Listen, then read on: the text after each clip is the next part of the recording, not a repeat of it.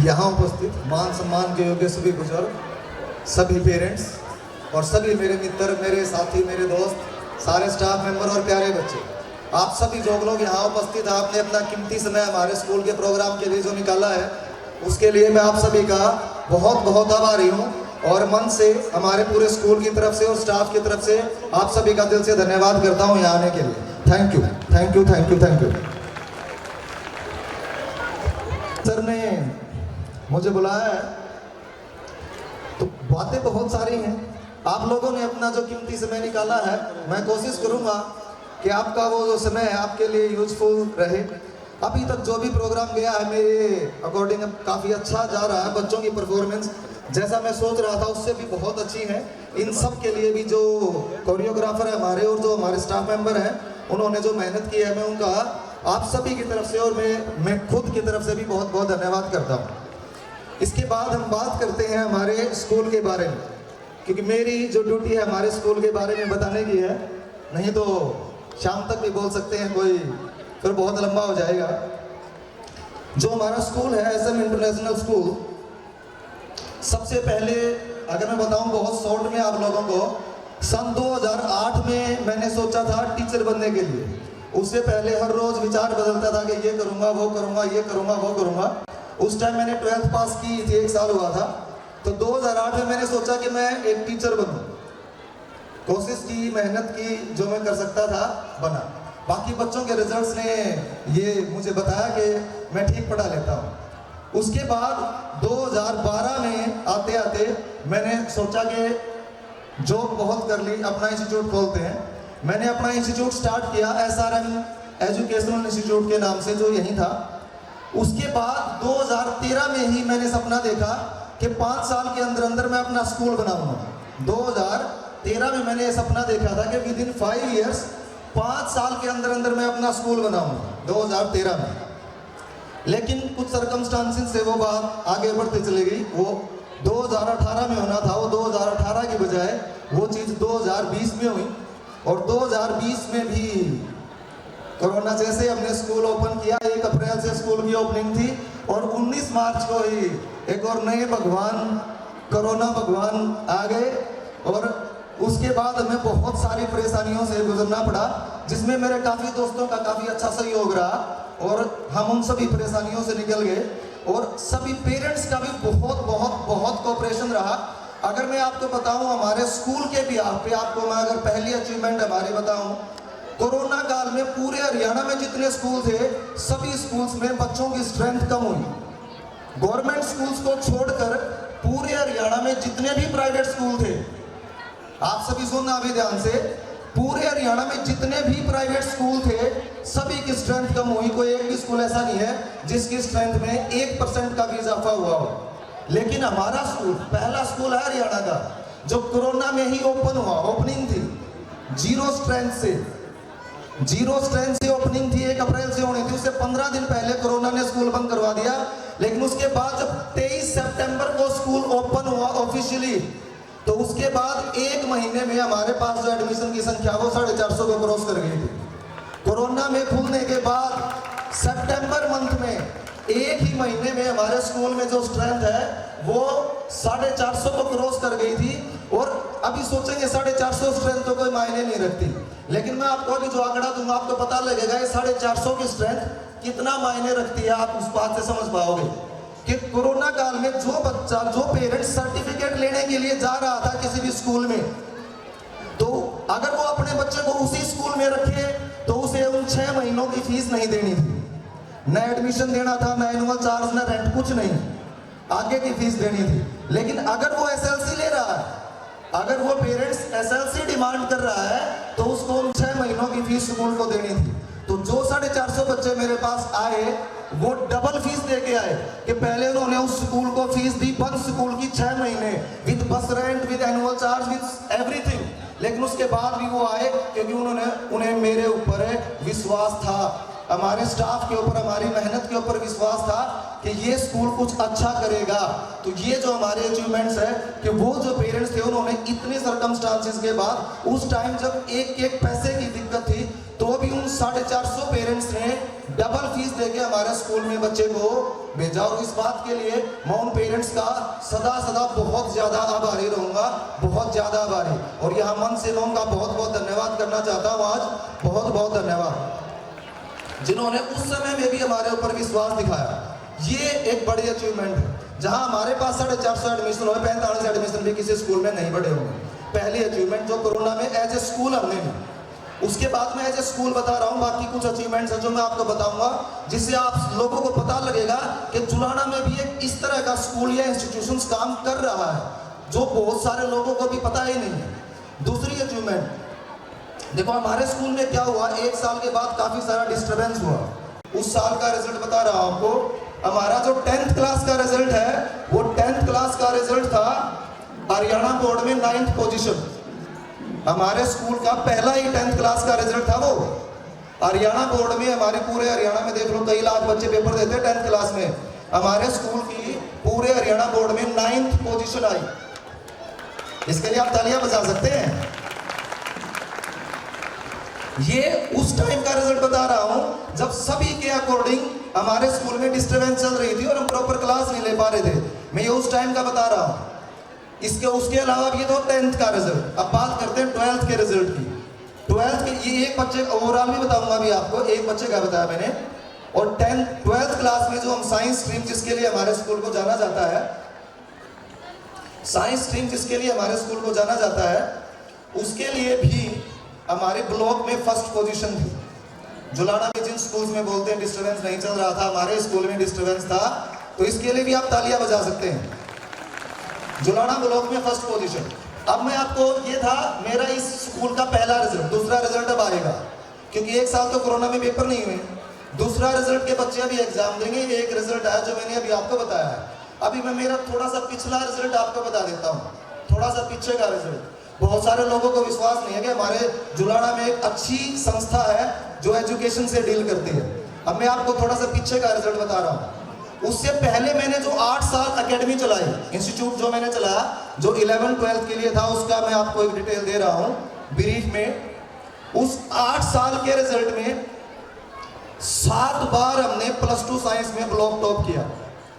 7 बार, 8 साल में 7 बार +2 साइंस में हमने जुलाना ब्लॉक टॉप किया, जिसमें करीबन 150 स्कूल है। जिस ब्लॉक में 150 से ज्यादा स्कूल है, ये तुम्हें मेन स्कूल बता रहा हूं, और भी बहुत सारे स्कूल्स होंगे, तो भी हमने 7 बार ब्लॉक टॉप किया। और उसके अलावा 3 बार जींद डिस्ट्रिक्ट टॉप किया। अब आप डिस्ट्रिक्ट भी काउंट कर सकते हैं। +2 साइंस के अंदर हमने 3 बार डिस्ट्रिक्ट टॉप किया, और 7 बार उन 8 सालों में हमने जुलाना ब्लॉक टॉप किया। एक बार मेरे सभी से रिक्वेस्ट है, प्लीज थोड़ी देर के लिए सुन लीजिए। आपको अच्छी इंफॉर्मेशन दूंगा, भी तो दूंगा, थोड़ा सा समय लूंगा आपका, लेकिन आपको अभी बहुत सारी जो बातें बताऊंगा वो जानकर अच्छा लगेगा। प्लीज मेरी बात सुनिए आप लोग। बाकी डिस्टर्बेंस चलती रहेंगी, ये तो दुनिया है, इसको हम बोलते हैं चला चले का मेला। तो ये चीजें चलती रहती हैं, हल्का फुल्का डिस्टर्बेंस होता रहता है। और ये हमारा, अगर मैं आपको बोलूं, ये हमारा फर्स्ट इवेंट है इस लेवल पर। तो अगर इसमें हमारी तरफ से कुछ मिस्टेक रही हो तो मैं उसके लिए आपसे माफी चाहूंगा, और अगली बार हम कोशिश करेंगे, क्योंकि हमें भी इस बार बहुत सारी चीजें पता चली हैं, क्योंकि ये हमारा पहला इवेंट है। तो नेक्स्ट टाइम पे तो डिस्टर्बेंस जो होगी वो 0 होगी, क्योंकि मेरी आदत रही है, कोई भी गलती एक बार हो गई वो दोबारा रिपीट नहीं होती लाइफ में। तो जो हल्का फुल्का डिस्टर्बेंस है, ये भी दोबारा से रिपीट नहीं होगा, क्योंकि इस बार मैंने काफ़ी सारी चीज़ें लर्न कर ली हैं, मैंने सीख ली हैं। इसके बाद बात करते हैं, देखिए मैं ये नहीं कहता कि हमारे एरिया से बच्चे पहले डॉक्टर इंजीनियर नहीं बने होंगे, लेकिन मैं भी आपको जो बता रहा हूँ, हमारे जुलाना का कोई बच्चा जुलाना से पढ़ के डॉक्टर इंजीनियर बना हो ना, वो काम पहली बार हमारे इंस्टीट्यूट ने किया। हमारे जुलाना का ही बच्चा जुलाना में ही के अगर वो डॉक्टर इंजीनियर बना हो, तो ये काम पहली बार हमारे इंस्टीट्यूट ने किया। सबसे पहले जिस लड़की का सिलेक्शन हुआ था MBBS में, मालवी की लड़की थी वो, गुड़िया कोमल, उसको आ जाना था। उसके लड़के की तबीयत खराब हो गई, वो नहीं आ पाई उस वजह से, तो वो पहली स्टूडेंट थी और उसका स्टेट रैंक 63 था। 63 स्टेट रैंक आया उसका। PMT का जो टेस्ट होता है उसमें 63 रैंक, जो जुलाना से पढ़ी, हमारे इंस्टीट्यूट से पढ़ी, विदाउट कोई कोचिंग, कहीं बाहर उसने कोचिंग नहीं ली। 63 स्टेट रैंक है। और उसके बारे में एक लाइन अगर और मैं बता दूं तो वैसे मेरे लिए मेरे पापा ये सोचते थे कि मैं डॉक्टर बनूं। मेरे पापा ने बहुत कोशिश करी, नहीं बना, ठीक है। लेकिन मेरे स्टूडेंट अभी, अगर मैं एक छोटा सा आंकड़ा दूं, मेरे 10 स्टूडेंट हैं जो है अभी, उसमें से 5 से MBBS कर चुके हैं, 4 और हैं जो MBBS कर रहे हैं। मेरे 10 स्टूडेंट जिनको मैंने पढ़ाया है वो 10 स्टूडेंट डॉक्टर हैं, MBBS डॉक्टर। आप इसके लिए तालियां बजा सकते हैं। मेरे 10 स्टूडेंट हैं जो अभी MBBS कर चुके हैं या कर रहे हैं। उसमें से जो पहली स्टूडेंट है कोमल थी, उसके बारे में और एक बात बताऊं तो उसने MBBS किया, अब वो उन बच्चों को पढ़ाती है जो MBBS कर रहे हैं। अब वो लड़की उन बच्चों को पढ़ाती है जो MBBS करते हैं। और वो गुड़िया हमारे एरिया की है, कहीं कोचिंग नहीं ली, यहीं से पढ़ी। अब मैं और छोटे छोटे आपको आंकड़े बता रहा हूँ हमारे इंस्टीट्यूट के। 10 बच्चे जो मैंने अभी आपको बताया डॉक्टर्स हैं हमारे इंस्टीट्यूट से, जिन्होंने यहीं पढ़कर MBBS में एडमिशन लिया। 10 से ज़्यादा बच्चों ने यहीं पढ़कर IIT का टेस्ट क्लियर किया, जिसके लिए आप समझते हैं कितनी मेहनत और कितने सारे इंस्टीट्यूट दुनिया जहान के हैं। इसके अलावा अगर मैं आपको बताऊं 125 से ज़्यादा बच्चों ने गवर्नमेंट जॉब ली। 125 से ज़्यादा बच्चे पिछले 10 साल में गवर्नमेंट जॉब ले चुके हैं। अगर मैं हर साल का आंकड़ा निकालूं तो लगभग 12-13 का होता है हमारे इंस्टीट्यूट से, जिसमें 50-60 बच्चे 12th पास करते हैं हर साल। और उसमें से अगर आप कैलकुलेट करोगे कि 10 से 12 बच्चे हर साल अगर MBBS में सेलेक्ट हो रहे हैं तो कुछ तो हम उनको पढ़ाते होंगे, कुछ तो अलग हमने दिया होगा जो बाकी स्कूल्स या इंस्टीट्यूशंस बच्चों को नहीं दे पाए। इसके अलावा अगर मैं और बात करूं अचीवमेंट्स की, अभी मैं बात कर लेता हूं। मेरी जो स्टूडेंट है, मेरी गुड़िया है साक्षी, जो इस प्रोग्राम में चीफ गेस्ट है, उस पॉइंट पे आता हूं अभी आपको। जब मैंने स्कूल खोलने का सपना देखा था सन 2013 में, जब मैंने स्कूल खोलने का सपना देखा था 2013 में, उसके 2 महीने बाद मेरे को, क्योंकि अब स्कूल का सपना देखा तो उसकी प्लानिंग शुरू कर दी कि स्कूल में ऐसे ऐसे होता है, तो उसमें प्लानिंग में आगे स्कूल में फंक्शन भी होते हैं, फंक्शन होते हैं तो फंक्शन में चीफ गेस्ट भी आता है, तो ये चीज़ें होती हैं। मैंने सोचा कि मैं चीफ गेस्ट आमतौर पर पॉलिटिशियंस को तो नहीं बुलाना चाहता, लेकिन फिर मेरे माइंड में एक पॉइंट क्लिक किया कि जब मैं स्कूल खोलूँगा आज से 5 साल बाद, अभी मेरे पास 5 साल का समय है, तो अगर उन 5 सालों में मैं ऐसे स्टूडेंट ही पैदा नहीं कर पाया कि जिनको मैं अपने स्कूल में चीफ गेस्ट बुला सकूँगा, तो फिर मेरा पढ़ाना वेस्ट है। तो मैंने उस दिन सोचा था कि मेरे प्रोग्राम में, अगर स्कूल में प्रोग्राम होगा तो हर साल मेरा ही कोई स्टूडेंट है उस प्रोग्राम में चीफ गेस्ट होगा। तो मैंने ये उसी साल बनाया था, क्योंकि एक टीचर के लिए सबसे बड़ी बात होती है कि उसके बच्चे उससे भी आगे निकल जाएं। अगर ये चीज़ होती है तो वो उस टीचर के लिए सबसे बड़ी बात होती है। रमाकांत आचरेकर जी जो सचिन तेंदुलकर के गुरु थे, उनके जीवन की सबसे बड़ी बात क्या है? उनके जीवन की सबसे बड़ी बात है सचिन तेंदुलकर, जिसको हम सभी लोग जानते हैं। द्रोणाचार्य थे, उनके जीवन की सबसे बड़ी बात क्या है? अर्जुन जो उनके शिष्य थे। परशुराम जी, उनके जीवन की सबसे बड़ी बात क्या थी? महात्मा भीष्म जो उनके शिष्य थे। तो एक गुरु के लिए बड़ी क्या होता है? उसका शिष्य उसको बड़ा बनाता है। तो मैंने कोशिश की थी कि मेरे स्टूडेंट ऐसे हों जिनको मैं अपने ही प्रोग्राम में चीफ गेस्ट के रूप में बुला सकूं, और वो चीज़ आज मैंने मानता हूं कि कुछ हद तक अचीव किया। आगे और मेहनत करेंगे तो और भी अचीव करेंगे। मैं गुड़िया के बारे में बता दूं, साक्षी के बारे में आप लोगों को। इस गुड़िया ने 12th की हमारे इंस्टीट्यूट से। 12th के बाद 12th क्लास में साइंस में जीन डिस्ट्रिक्ट टॉप था इस गुड़िया का। उसके बाद इसके पापा इसको पढ़ाना नहीं चाहते थे। 12th के बाद इसको पढ़ाना नहीं चाह रहे थे। ये घर पे इसने बहुत कोशिश की। मैं घर पे गया, इसके पापा को मम्मी को मनाया, ठीक है। फिर इसके पापा का थोड़ा सा वो जो हमारे विचारों में ये होता है ना कि भी लड़की है, हम नहीं पढ़ाएंगे, बाहर नहीं भेजेंगे, पता नहीं कैसी सोसाइटी है, क्या हो जाए, ये हो जाए, वो हो जाए। मैंने उनको समझाया, सुनील जी हैं, मगर सर एक बात मैं आपको छोटी सी कहना चाहता हूँ। आज की सोसाइटी में अगर मेरी लड़की को कुछ गलत करना है तो वो घर में भी कर सकती है, और अगर वो सही है उसको नहीं करना तो आप उसको दुनिया में कहीं भेज दो, वो नहीं करेगी। एक ये छोटी सी विचारधारा कि मेरा बच्चा है, ठीक है, वो पता नहीं क्या हो जाएगा, ये बहुत सारे टैलेंटेड बच्चों को आगे बढ़ने से रोकते, स्पेशली गर्ल्स को। इसके पापा के साथ मेरी बहुत बहस हुई, लास्ट में इसके पापा मान गए। मान गए तो उस गुड़िया ने फॉर्म अप्लाई किया। लेडी श्री राम कॉलेज दिल्ली, जो दिल्ली का बहुत प्रेस्टिजियस कॉलेज है, वहां पर मैथ ऑनर्स से उसने एडमिशन लिया। ग्रेजुएशन में मैथ ऑनर्स में एडमिशन लेने के बाद सेकेंड ईयर में, कंप्लीट नहीं हुई थी ग्रेजुएशन, सेकेंड ईयर में ही उसको ऑन कैंपस प्लेसमेंट मिली। अब उसको सैलरी मिलती है कंपनी में 1 लाख रुपए से भी ज्यादा भी पीछे ग्रेजुएशन कंप्लीट हुई उसकी। 2018 में 12th पास की थी, तो अभी ग्रेजुएशन कंप्लीट हुई है। ग्रेजुएशन कंप्लीट होने से पहले बीएससी मैथ ऑनर से सॉफ्टवेयर डिजाइनिंग का काम करती है वो गुड़िया कंपनी में, गुड़गांव बेस्ड कोई ब्लैक रॉक कंपनी है, उसमें वो काम करती है। उसकी सैलरी काफी अच्छी सैलरी उसको वहां पर मिलती है। तो मैं यहाँ पर जितने भी पेरेंट्स बैठे हैं उनसे एक रिक्वेस्ट करना चाहता हूँ, ये मेरी तरफ से, मेरे स्टाफ की तरफ से, एक पेरेंट्स, एक टीचर, एक दोस्त के नाते एक छोटी सी रिक्वेस्ट करना चाहता हूँ कि हमारे घर में जो लड़कियां हैं लड़कों से अच्छा पढ़ती हैं, और ये बात आप मान लीजिए, मैं ये बात अपने पिछले 10-12 साल के एक्सपीरियंस से बोल रहा हूँ, लेकिन वो लड़कियां पीछे रह जाती हैं। वो पीछे इसलिए रह जाते हैं क्योंकि हम ये सोचते हैं लड़की है, मैं इसको बाहर नहीं भेजूंगा, पता ना क्या हो जाए। मैं यहाँ पर ये थोड़ा सा स्कूल का फंक्शन है, नहीं तो आपको ऐसे हजारों एग्जाम्पल दे सकता हूँ, हजारों, जहां पर लड़कियां घर में हैं और जिस चीज का हमें डर रहता है, आप लोग समझ रहे होंगे, वो चीज हुई है। घर में होते हुए वो चीज हुई। अभी लेटेस्ट के भी एग्जाम्पल दे सकता हूँ आपको, 10 दिन पहले का भी एग्जाम्पल दे सकता हूँ। हमारे गाँव घर में है बच्चा, फिर भी हुआ है। तो हम इस एक डर की वजह से अपने बच्चों को बाहर नहीं भेज रहे पढ़ने के लिए। अभी भी मतलब इतना आगे आ गए, दुनिया इतनी आगे आ गई है, हम घबरा रहे हैं अपनी लड़की को पढ़ाने के बारे में सोचते हुए। मैंने कितनी गर्ल्स को देखा जो इतनी टैलेंटेड थी, फिर भी घर वालों ने बाहर नहीं भेजा। करीबन 50 से ज्यादा लड़कियों को जानता हूँ, 50 से ज्यादा को। तो मेरी सभी पेरेंट्स से एक रिक्वेस्ट है, हम है ना जब अपने बच्चों की शादी करते हैं, लड़का या लड़की, उसकी शादी में बहुत सारे पैसे खर्च कर देते हैं अपने स्टेटस के हिसाब से, 10 लाख, 20 लाख, 50 लाख, 1 करोड़, और हम उसमें शान मानते हैं कि मैंने है ना लड़के वालों को गाड़ी दी, मैंने डस्टर दी, मैंने एल्टो दी, मैंने फलानी गाड़ी दी, मैंने धमकाना दी, मैंने मर्सिडीज दे दी। क्यों दे दी भाई, क्यों दी? आप वो पैसे जो 50 लाख, 30 लाख, 20 लाख आपने उसके शादी पे खर्च कर दिए, अगर वो पैसे उसके एजुकेशन पे खर्च किए होते तो क्या आपको उसकी शादी पर 1 रुपया भी खर्च करने की जरूरत पड़ती? मेरे को एक बार बताना। ये बात बहुत मतलब सुनने में अच्छी लगेगी, आप बड़े अच्छी बात बोल रहा है रामन, और वहां खड़ा हो गए, ये ऐसा बोलना चाहिए। बात बोलने से कुछ नहीं होता, बात उसको मानने से होता है।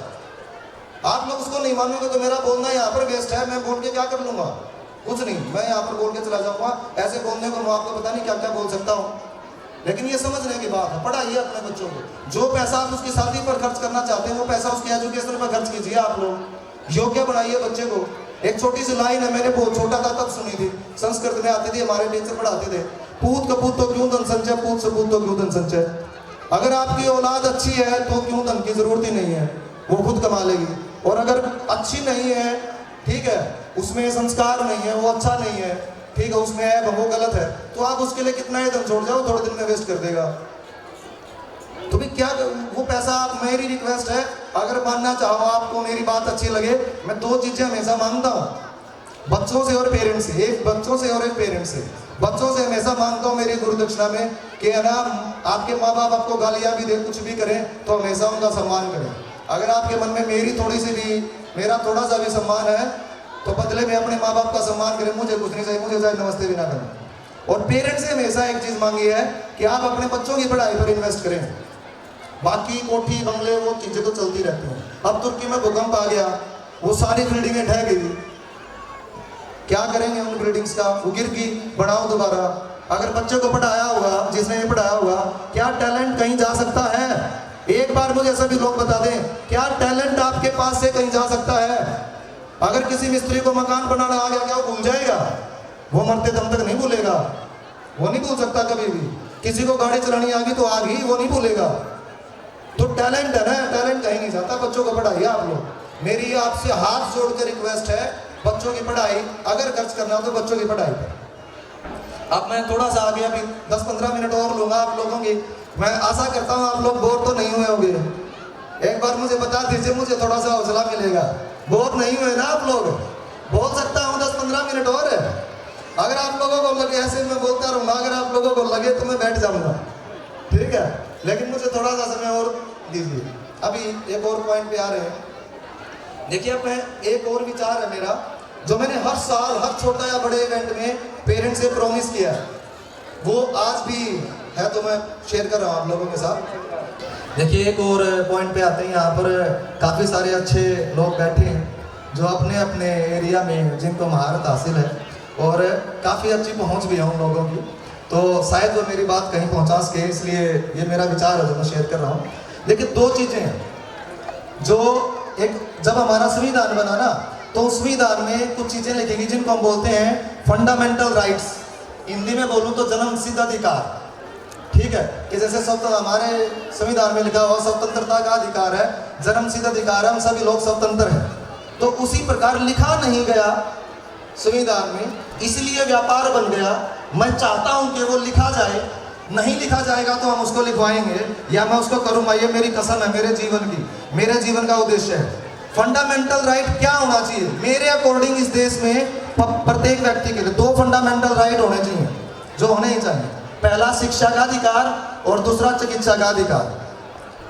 चिकित्सा और शिक्षा, ये दोनों अधिकार फंडामेंटल राइट्स में आने चाहिए।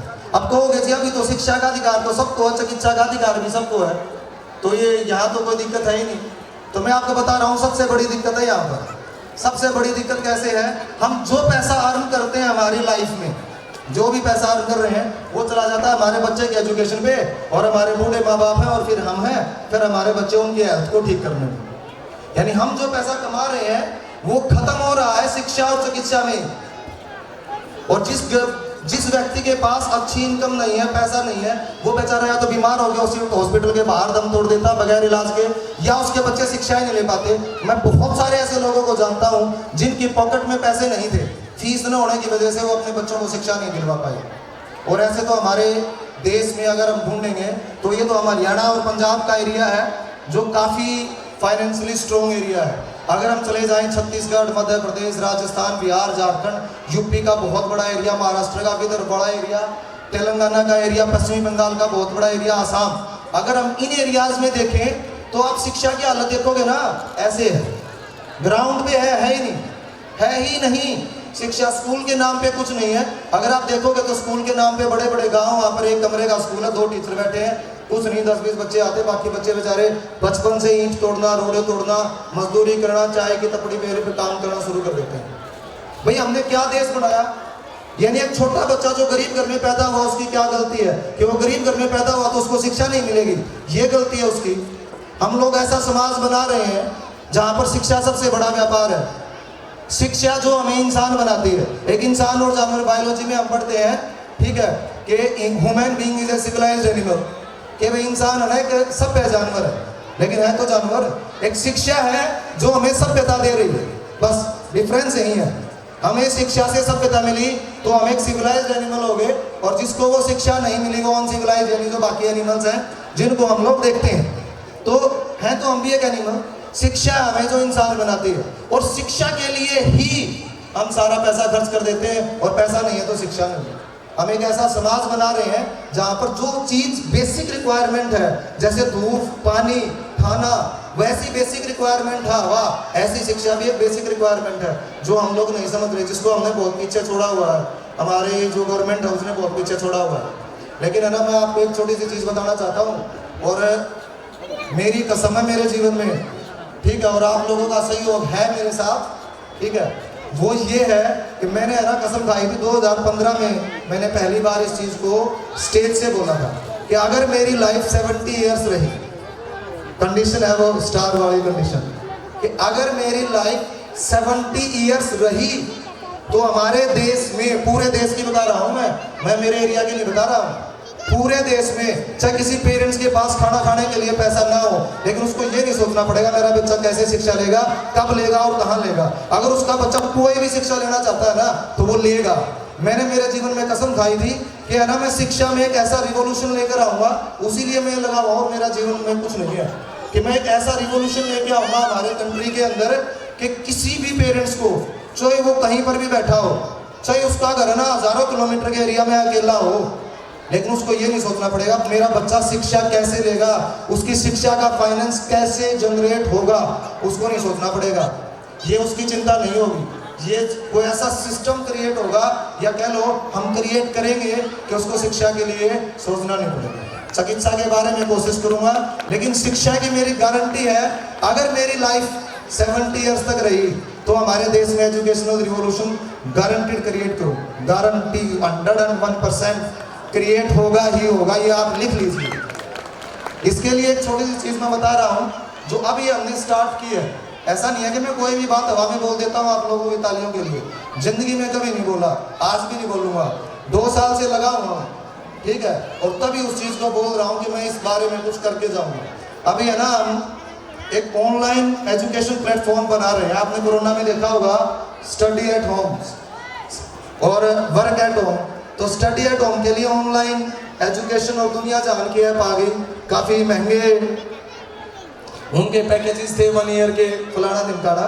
तो मैंने भी जून 2020 में इसके ऊपर काम करना, जून 2021 सॉरी 12 जून 2021 को इस पे काम करना शुरू किया था। पहला दिन था जिसके लिए मैंने पहली पेमेंट की थी इस चीज पे। 12 जून 2021 को पहली पेमेंट की थी, जिस पे अभी काम चल रहा है। मैं पेमेंट नहीं बताऊंगा आपको कितनी जा चुकी है, लेकिन इसके लिए हम एक online education portal almost develop कर चुके हैं, जो ऑलमोस्ट फ्री के बराबर होगा। देखो मैं अभी, क्योंकि मुझे कहीं से फाइनेंशियल हेल्प तो है नहीं गवर्नमेंट से, मैं ये नहीं कह रहा कि वो 100% फ्री होगा, लेकिन उसकी कॉस्ट इतनी चीप होगी कि कोई भी व्यक्ति हो हिंदुस्तान में, कितना ही गरीब हो, उसकी कॉस्ट पे कर सके। पर मंथ 100 रुपीज से भी कम, पर मंथ 100 रुपीज से भी कम। हर एक बच्चा हो चाहे कुछ भी पढ़ रहा हो, वो 10th 12th IIT नीट कोई कोचिंग लेना चाहे, उसको उस ऐप के माध्यम से मिलेगी पर मंथ 100 रुपीज से भी कम। तालियां बजा सकते हैं आप इस बात के लिए। और मैं आपको बता रहा हूं कि वो जो हमारी एजुकेशनल ऐप है वो ऑलमोस्ट डेवलप है। इस अप्रैल से हम लॉन्च करेंगे, जीनियस मेंटर्स के नाम से हमने बनाई है। इस अप्रैल से हम उसको मार्केट में लॉन्च कर रहे हैं। इसी अप्रैल से, 1 अप्रैल से आप उसको मान सकते हो। उसका फ्रैक्शन ऑफ, अभी हमने उसको कंप्लीट तो हो गया था, लेकिन जब हमने उस ऐप को ट्रायल के लिए डाला तो उसमें छोटे मोटे प्रॉब्लम्स आ गए, सॉफ्टवेयर के जो प्रॉब्लम्स होते हैं, तो उसको हमने करेक्ट करने के लिए दोबारा दिया हुआ है। तो वो भी 10-15 दिन में हो जाएगा। हम उसको 1 अप्रैल से दे रहे हैं। अभी हमने 3 स्टेट उसके लिए फाइनल किए हैं। पहले फेज में हरियाणा, पंजाब और हिमाचल, इन 3 जगह हम उसको इसी अप्रैल से स्टार्ट कर रहे हैं। और उस ऐप में जो भी एजुकेशन है वो सब हमारे स्कूल के बच्चों के लिए बिल्कुल फ्री होगी। जो हमारे स्कूल में बच्चे पढ़ रहे हैं उनको उस ऐप का एक्सेस बिल्कुल फ्री ऑफ कॉस्ट मिलेगा। उनको ईयरली, मंथली कोई भी चीज़ पे करने की जरूरत नहीं है। और बाकी पेरेंट्स के लिए भी वो 100 रुपीज़ पर मंथ से भी कम रहने वाली है। वो एजुकेशन जिसके लिए आप लाखों रुपए पे कर रहे हो सालाना, उसके लिए आपको हमारे पास 1000 रुपये से भी कम पे करने पड़ेंगे सालाना। और 1 साल के 1000 रुपया, 1 महीने के 100 रुपये से कम मेरे अकॉर्डिंग हर एक पेरेंट्स पे कर सकता है, क्योंकि इतने का तो मोबाइल रिचार्ज लगभग हर कोई करवा लेता है। और अगर आप लोगों का और भगवान का आशीर्वाद रहा तो आगे कोशिश करेंगे कि 50% से ज़्यादा लोगों के लिए बिल्कुल फ्री हो जाए, जिनकी फाइनेंशियल सिचुएशन उससे भी लो है, जो 100 रुपीज़ भी उसके लिए पे नहीं कर पाए। अभी मैं नहीं कर सकता, आप लोग समझते हैं, मेरी भी कुछ फाइनेंशियल लिमिटेशंस हैं इस मैटर के ऊपर। और तो मैं यहाँ पर काफ़ी लंबे टाइम तक बोल सकता हूँ, लेकिन इन्हीं शब्दों के साथ फिलहाल मैं एक बार विराम ले रहा हूँ। Thank you.